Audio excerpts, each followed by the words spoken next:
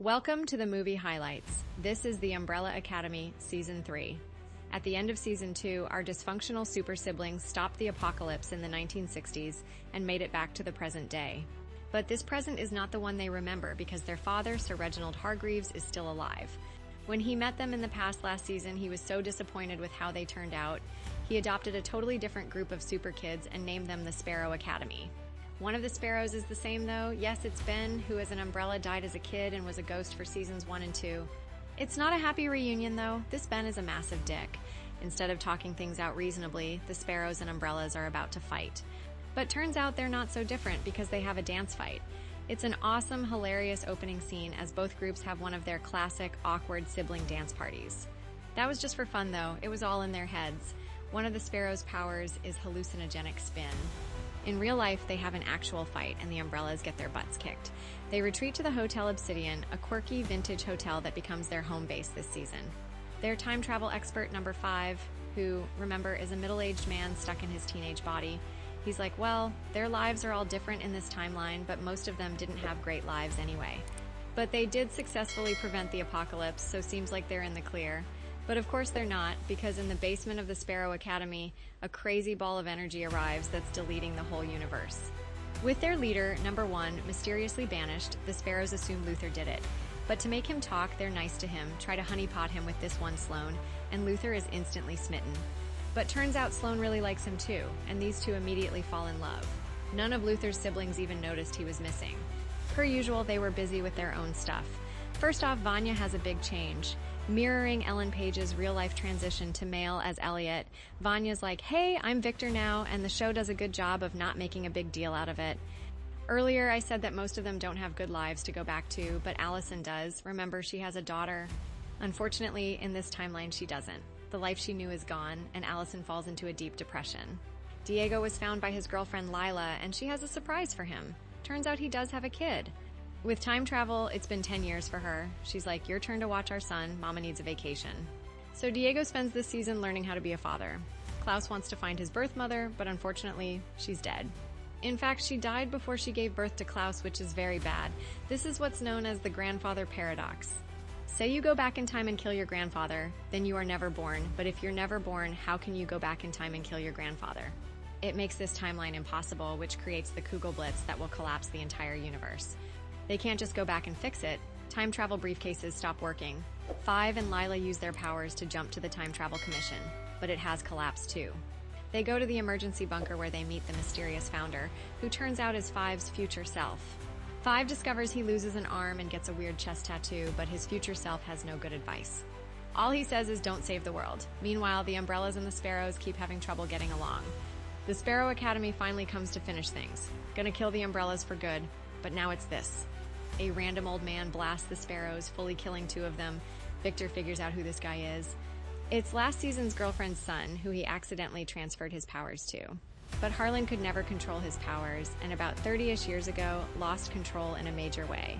He somehow connected with the unborn umbrellas and accidentally killed their mothers. As revenge for their fallen siblings, the sparrows want to kill Harlan, but Victor doesn't want to give him up. Instead, he tries to take his powers back and, long story short, succeeds. But Allison's been having a real rough time. She blames Harlan for this messed up timeline and kills him, delivers him to the sparrows. This sets off a huge fight with Victor, and Allison does not apologize. These two fully hate each other for the rest of the season. The good news is the umbrellas and sparrows can finally work together to stop this Kugelblitz and save the world. And it looks like they succeed. Congrats, everyone. Job well done. But of course, it's not going to be that easy, and now it looks like the end of the world. Now who shows up but their father, Sir Reginald Hargreaves, who knows exactly how to save the world.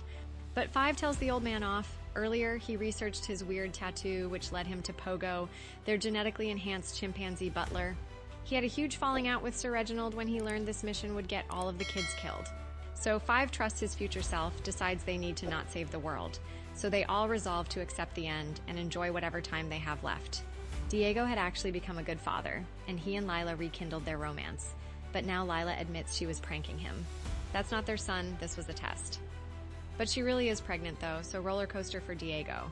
With the end of the world imminent, Luther and Sloane fast-track their relationship. They get married, and it's a wonderful, final, awkward sibling dance party. Klaus has a good heart-to-heart with Ben and convinces him to not be such an asshole. Sir Reginald tries to make amends, and the next morning gives Luther a big hug. But even now he's manipulating him. He stabs Luther with his tentacles. Yeah, remember he's an alien?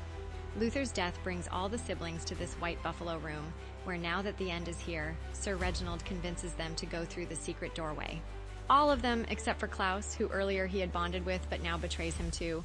Earlier, Klaus randomly died and wakes up back in the afterlife. Klaus has been here before. He almost dies every season, but now he realizes all those times he almost died, turns out he actually died. Part of his powers he didn't realize he comes back to life. So Klaus went to see his dad, who was all too happy to help him learn to master this new power. So now Klaus leaps onto the buffalo to kill himself and escape to the relative safety of the afterlife.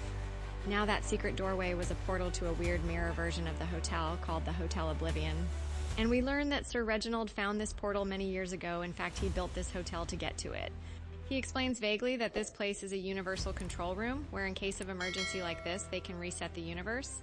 It is guarded by samurai monsters, and so our crew have a fight. Now they all step on one of the rooms, which unlocks this control room. And Sir Reginald gets to work, apparently rebooting the universe. Turns out this machine is powered by whatever gave the super kids their powers. That's why Sir Reginald adopted them in the first place. This was his plan all along. Earlier, he made a secret deal with Allison. She helped him lead all her siblings here. But now she realizes using this machine is killing them. And so she makes the final decision. She kills Sir Reginald to save her siblings. But whatever he did, it seems he finished. There's only one big button to press. And when life gives you a big red button, you know you gotta push it. And it seems like it worked. The universe is here again. As a trade-off, all of their superpowers are gone. It seems like the machine sucked them up. Klaus and Luther are both alive, and Luther's not half-ape anymore. But his new wife Sloane is not here. Luther runs off to find her. Allison woke up back at her house, and this time her daughter is here. But it's not her ex-husband living here. It is Ray, her husband from the 60s that she loved. It seems like her deal with Sir Reginald was to give her her perfect dream life.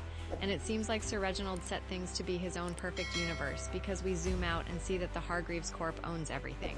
The biggest thing he did was resurrect his dead wife. And not the human woman who was the inspiration for the kid's robot mom, but his original alien wife who we only ever saw in that one short flashback. And that's where the Umbrella Academy Season 3 comes to an end. If you like this recap, hit that subscribe button for more of the best recaps of TV and movies.